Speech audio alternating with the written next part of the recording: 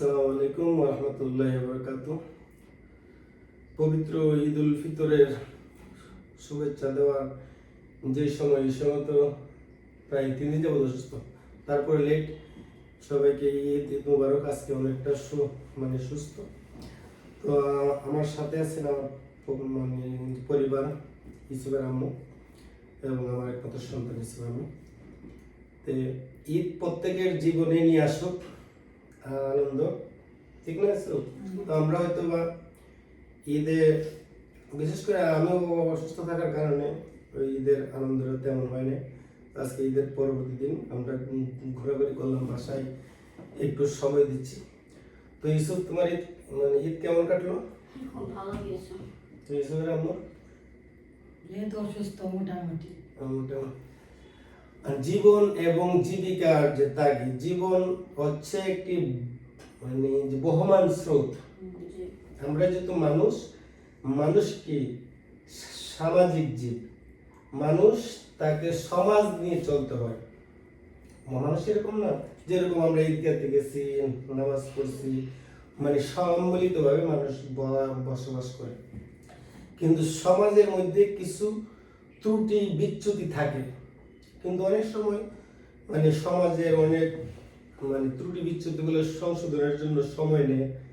আবার অনেক সময় এই ত্রুটি বিচ্যুতিগুলো, ভুল ভ্রান্তিগুলো খুব দ্রুত সংশোধন হয়। তো যেই সমাজের মধ্যে থেকে মানবিক মূল্যবোধ, স্বার্থপরতা, যে মানুষের মধ্যে যদি স্বার্থপরতা কাজ, ঈদ মানে কি? ঈদ মানে হচ্ছে আনন্দ।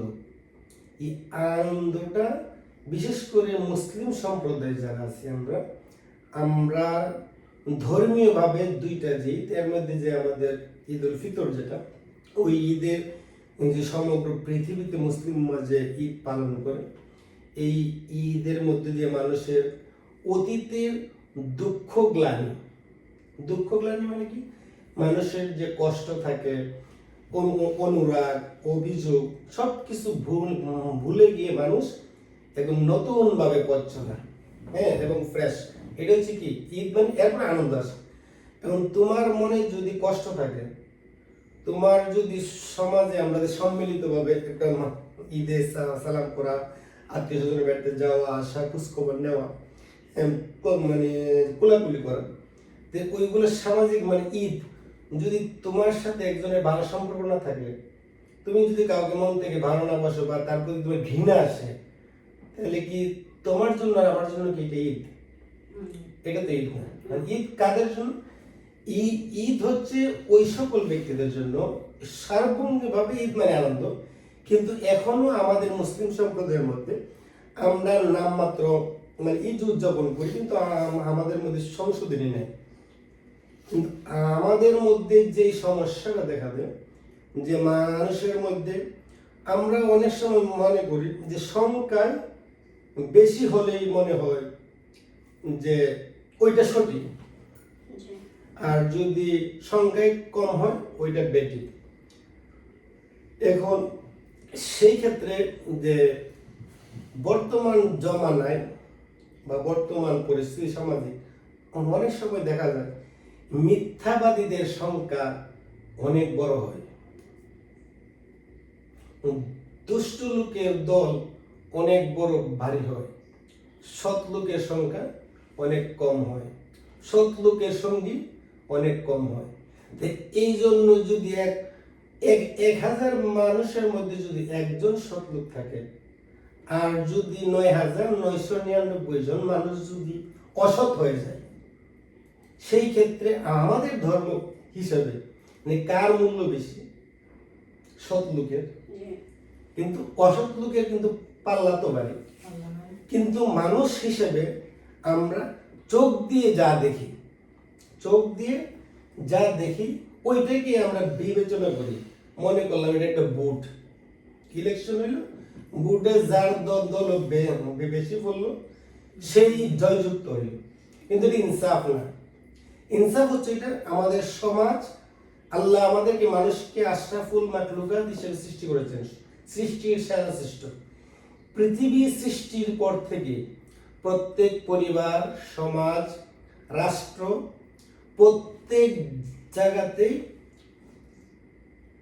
মানে ভেদাভেদ, হিংসা, মন্দ এবং ভালোর সংমিশ্রণে, এইটা পরিবার থেকে।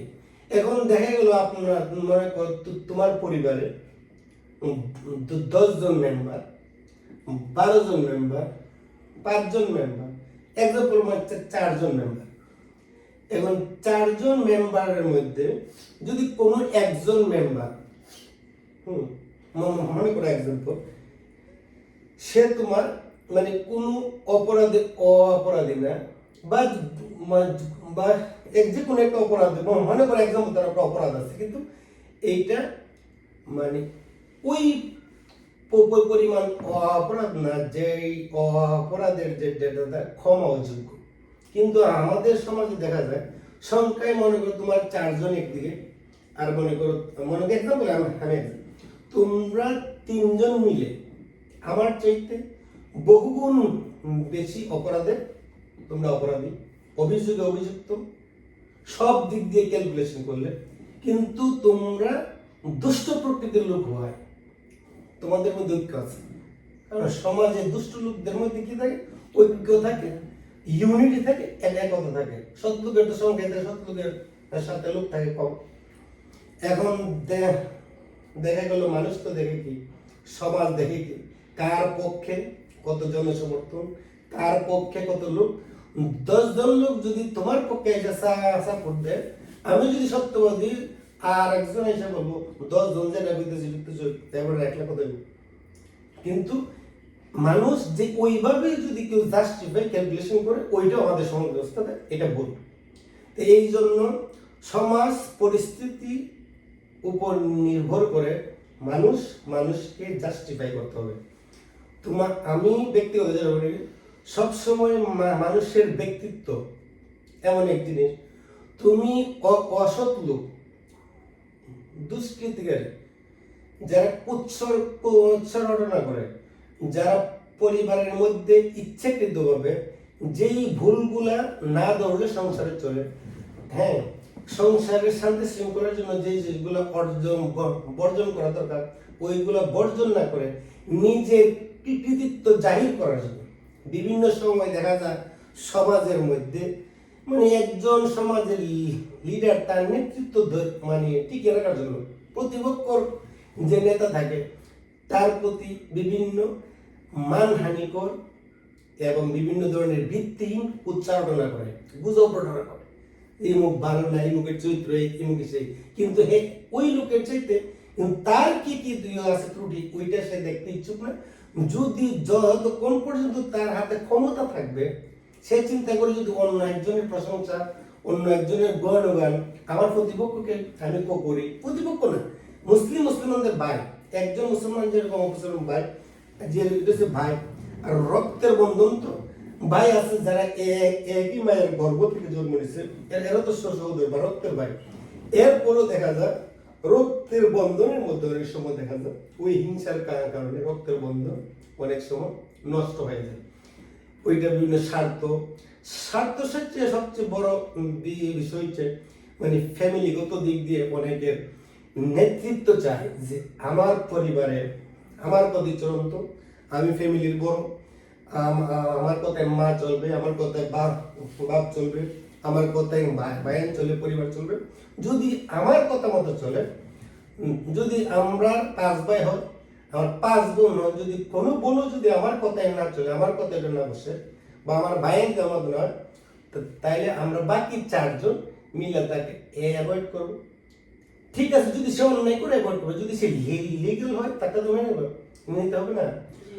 যদি সংখ্যায় বেশি লোক মিথ্যা বলে, যদি সংখ্যায় একজন সত্য বলে, সত্যটাকে আমাদেরকে গ্রহণ করতে হবে। তো ঈদের বাস্তবতায় আমরা আসছি আমাদের পরিবার নিয়ে। তো এখানে পরিবার নিয়েই তো আমাদেরকে সুখে শান্তিতে থাকতে হবে।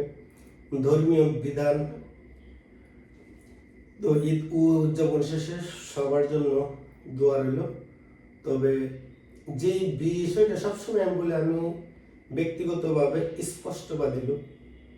আমি যেটা মনে করি আল্লাহ যেরকম মানুষকে সৃষ্টি করেছেন, সৃষ্টি করার পরে আল্লাহ আমাদেরকে যে ইনসাফ দিয়েছেন, কোরআন হাদিস দিয়েছেন। আমি আলেম না, তবে মুসলিম হিসেবে তো আমাদের অবশ্যই ধর্মীয় জ্ঞান থাকতে হবে। আমি একজন মুসলিম হিসেবে যদি আমাকে ধর্মীয় জ্ঞান যদি না থাকে, তাহলে তো মুসলমানের কোনো মূল্য না। এই জন্য আমাদের ধর্মীয় জ্ঞান থাকতে হবে, তাহলে আমরা ইসলাম মানতে পারবো। তো একজন মুসলিম হিসেবে আমরা যেটা মনে করি যে আমাদের মধ্যে